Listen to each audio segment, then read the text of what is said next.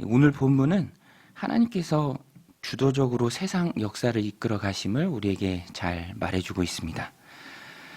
하나님께서 세상 역사에 대해서 절대 주권을 갖고 계신 것을 성경이 우리에게 설명할 때 토기장이 비유를 듭니다. 토기장이는 그릇을 빚죠. 빚어진 그릇이 자신을 빚은 토기장이에게 토를 달 수 없습니다. 그릇이 어떻게 빚어질 것인지, 무엇을 위해 빚어질 것인지는 토기장이가 결정하죠. 처음부터 마지막까지 그것은 다 토기장이의 권한입니다.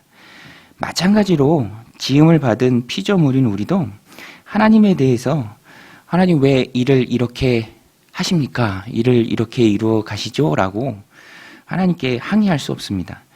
그것은 피조물인 자신의 신분을 망각하는 것이죠.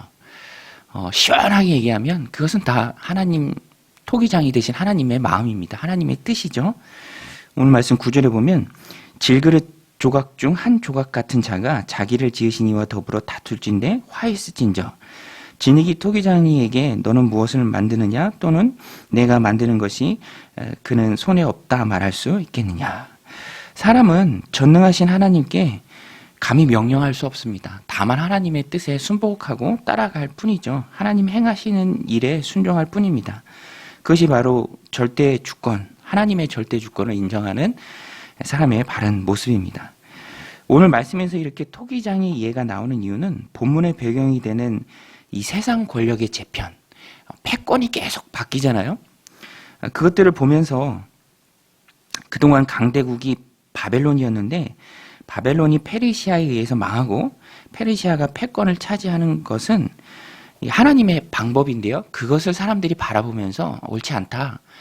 뭐 이렇게 다른 사람이 하는 일에 대해서 훈수 두는 일을 사람들이 좋아하잖아요. 그래서 감히 하나님에 대해서도 그렇게 할 수 있다라고 생각하는데 그것은 오늘 말씀이 우리에게 말하는 것처럼 피조물인 자신의 신분을 망각하는 것입니다.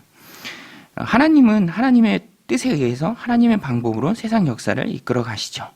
성도는 그것을 바라보면서 하나님 행하시는 일이기에 다만 순응하고 순종하는 것입니다. 보이는 모습만 보면서 불평할 수 없다는 것입니다. 요셉이 이것을 잘했죠. 요셉은요, 사랑받는 아들에서 하루아침에 노예가 되었지만 그래도 그는 하나님의 절대 주권을 인정하며 순응하는 삶을 살았습니다. 노예로 살아간 그의 삶이 그것을 잘 말해주고 있죠. 불평도 없고요, 또 원망도 없습니다. 오히려 어려운 중에도 하나님 앞에 신실하고자 몸부림치는 그의 모습이 있었을 뿐입니다. 오늘 말씀의 표현대로 하면 그는 하나님의 토기장이 되심을 그가 잘 인정한 것이죠. 하나님께서는 오늘을 살아가는 우리에게도 똑같은 믿음, 또 똑같은 인정을 원하십니다. 하나님은 하나님의 방법으로 이 땅 세상 역사를 이끌어 가시는데 그 가운데 우리를 연단하십니다. 한 번에 다 주시지 않고요. 가뭄의 식물이 뿌리를 깊이 내리는 것처럼 어렵고 힘든 시간을 통해서 그 연단의 시간을 통해서 우리를 강하게 만들어 주십니다. 그러니까 하나님의 하나님 되심을 인정하고 하나님이 이끌어 가시는 모습을 순응하고 다만 보이는 모습만 보면서 하나님 왜 이렇게 하십니까? 왜 이런 시간들을 우리에게 주십니까? 라고 항의할 수 없다라는 것입니다. 하나님께서는요, 하나님의 백성들이 잘 순종하고 능력 있게 살아가도록 우리에게 확신을 주십니다. 우리가 이사야서를 이 매일 성경에 따라서 쭉 살펴보고 있는데요. 특별히 이사야서는 예언의 말씀이고 그 예언의 말씀을 붙들고 하나님의 백성들이 힘있게 살아가는 것을 응원하기 위해서 이 창조주 하나님에 대해서 참 많이 말씀합니다. 창조주 하나님. 우리가 그렇죠. 하나님을 믿을 때, 의지할 때 이건 좀 하나님 앞에 어렵겠다. 이게 하나님께 되겠나라고 오해할 때가 많은데 그런 오해를 일순간에 불식시키는 것이 바로 하나님의 창조죠. 만드신 하나님께서 수선을 못 하시겠습니까? 세상을 만드시고 역사하시는 하나님께서 세상을 만드시고 창조하신 하나님께서 불가능한 일이 없다라는 것이죠. 그래서 오늘 본문에도 창조주 하나님을 함께 같이 강조합니다. 오늘 말씀 12절에 보면 내가 땅을 만들고 그 위에 사람을 창조했으며 내가 내 손으로 하늘을 펴고 하늘의 모든 군대에게 명령하였노라. 이렇게 창조주 하나님을 강조하는 이유는 창조의 능력을 가지신 하나님께서 이스라엘 민족을 구원하는 것은 그것은 결코 어려운 일이 아니다라는 것을 우리로 하여금 알게 하기 위함이죠. 우리로 하여금 알게 하기 위해서 이 말씀이 쓰였으니까 우리는 이 말씀을 마음에 받고 알고 확신을 가지면 됩니다. 하나님께는 어려운 일이 없는 줄로 믿습니다. 하나님께는 불가능한 일이 없죠. 어려운 일이 없죠. 세상을 만드시고 홍해를 가르시고 이스라엘 백성들을 약속의 땅으로 인도하신 그 하나님께 오늘 죄와 허물로 잔뜩 덮여있는 우리도 예수 그리스도를 통해 구원하시고 하나님의 자녀가 되게 하신 그 하나님 앞에 이 땅을 살아가는데 어려운 일이 없다라는 것입니다. 우리가 그것을 아는 게 중요합니다. 그래야 확신을 가지고 어려운 세상 중에서도 주눅들지 않고 힘있게 살아갈 수 있죠. 어떤 수술을 앞두고 있는 사람도 담당 의사 선생님이 똑같은 수술에 대해서 정말로 많은 경험이 있고 성공 경험이 있다라고 하면은 믿고 몸을 맡깁니다. 똑같은 거죠. 하나님은 세상을 만드신 분입니다. 이 말씀 앞에 다른 모든 어려운 문제들은 다 잠잠해지는 것이죠. 불가능이 없고 하나님은 못하실 일이 없다라는 것입니다. 그러니까 우리는 안심하고 우리의 인생 전체를 하나님께 맡겨드려야 합니다. 또 하나님께서는 우리로 하여금 우리가 그런 확신을 가지고 우리 인생을 맡기도록 중간중간 우리로 하여금 기도 응답을 주시고요. 또 약속의 성취를 보여주십니다.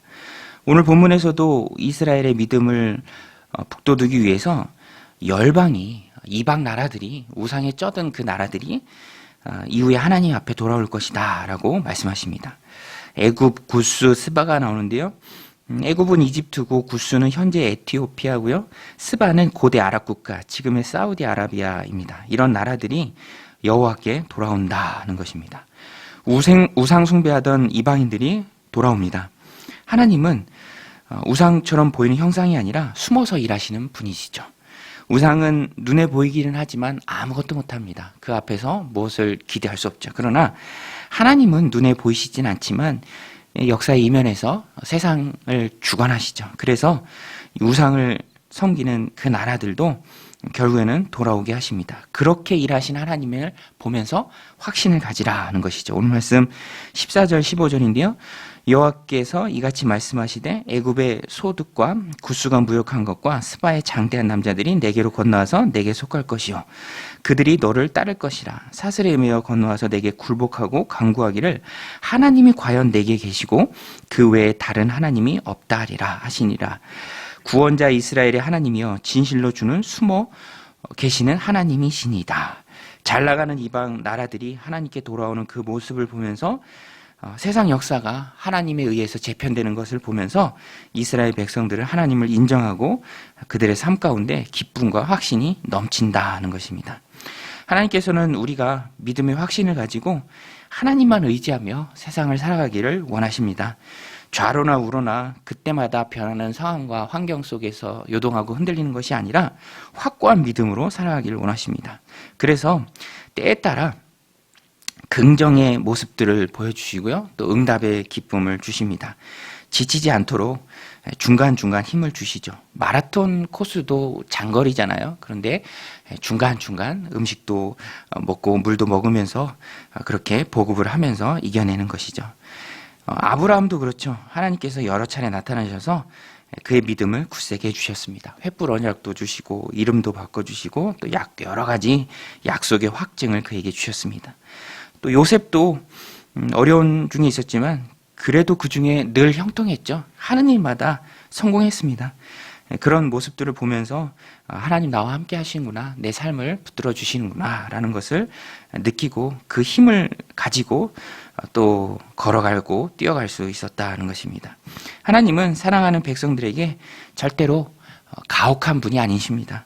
감당할 시험만 주시고요. 그 시험조차도 결국에는 나의 믿음의 성장을 위해서 주시는 것입니다. 그러니까 성도는 어려움 중에도 힘주시고 위로하시는 그 하나님의 손길, 그 위로, 그것을 볼 수 있어야 합니다. 그래야 힘들어도 하나님만 의지하며 살아갈 수 있는 것이고요. 그 가운데 능히 우리가 이겨낼 수 있다는 것입니다. 또 한 가지 성도가 힘있게 하나님 주신 삶을 살아야 하는 이유는 우리에게는 이미 구원이 있습니다. 영원한 구원을 우리는 소유하고 있죠. 오늘 우리는 구원받은 하나님의 자녀들인 줄로 믿습니다. 이순신 장군이 그랬죠. 신에게는 아직 12척의 배가 남아 있습니다. 이 소망이죠. 아무것도 보잘것없지만 그래도 소망이 있다. 그런데 우리는 이런 세상의 소망과는 비교할 수 없는 영원한 구원이 우리 안에 있습니다. 오늘 우리는 죽어도 하나님 나라 가고요. 이 땅에서 눈을 감아도 하나님 품 안에서 눈을 뜨는 그런 구원의 소망을 우리가 가지고 이 땅을 살아갑니다. 그래서 우리는 절대로 세상 속에 주눅들지 않고 지지 않는 존재입니다. 세상의 우상을 의지하면 부끄러움을 당하고 끝에는 멸망하지만 영원하신 하나님을 붙들고 살면 영원한 구원이 우리에게 있다는 것입니다. 예수 그리스도를 통한 영생의 예언이 오늘 말씀 16절 17절에 나오는데요. 우상을 만드는 자는 부끄러움을 당하며 욕을 받아 다 함께 수욕 중에 들어갈 것이로되 이스라엘은 여호와께 구원을 받아 영원한 구원을 얻으리니 너희가 영원히 부끄러움을 당하거나 욕을 받지 아니하리로다. 할렐루야. 우리는 영원한 구원을 우리 마음 가운데 하나씩 다 장착하고 살아가는 천국 백성입니다. 오늘 이 말씀을 마음에 새기고 세상에 곁눈질하는 것이 아니라 우리에게 주어진 영생을 소중하게 간직하며 또 때마다 주시는 하나님의 은혜로 어렵고 힘든 시간들을 이겨내는 넉넉히 이기는 믿음의 백성들이 다 되시기를 주님의 이름으로 간절히 축원드립니다. 우리 같이 하나님 말씀 붙들고 기도할 때 믿음의 확신 가운데 하나님 행하시는 일을 우리가 보기를 원합니다. 볼 수 있는 믿음의 눈 우리에게 주셔서 깨닫고 순응하며 살아가게 하여 주옵소서. 능력 있는 삶을 살게 하여 주옵소서. 영생의 선물 소중히 간직하고 살아가게 하여 주옵소서. 오늘 하루도 넉넉히 세상을 이기도록 우리의 마음을 붙들어 주옵소서. 우리 함께 기도하며 나가겠습니다. 하나님 아버지, 오늘도 저희들 주님 전에 나와